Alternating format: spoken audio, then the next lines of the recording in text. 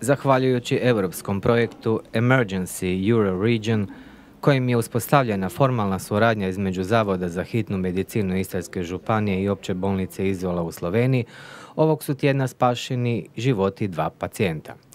Naime, 2 su pacijenta, od kojih jedan građanin Istarske županije, a drugi turist, s infarktom dovezeni u ispostavu hitne službe u Umag, nakon čega su prevezeni u bolnicu u Izolu.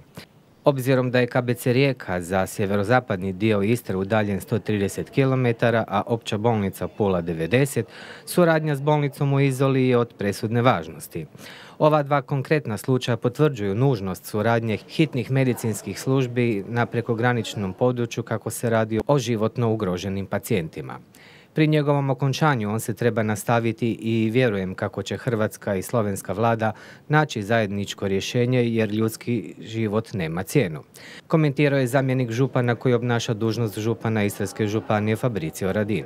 Između Opće bolnice Izola i Zavoda za hitnu medicinu Istarske županije nije postojao sporazum o tome koje životno ugrožene pacijente s aspekta hitnih zdravstvenih stanja ili vremena transporta treba dovesti u OB Izola.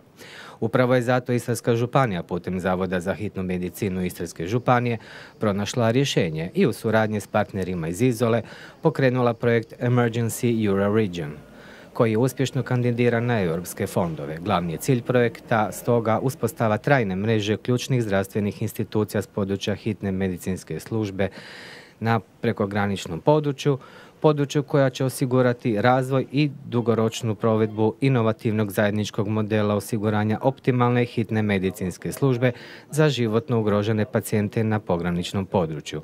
U okviru projekta jedan od glavnih ciljeva usmjeren je većoj dostupnosti zdravstvenih usluga. Realizacijom cilja smanjit će se razlika u dostupnosti optimalne hitne medicinske službe između ruralnih područja i urbanih središta.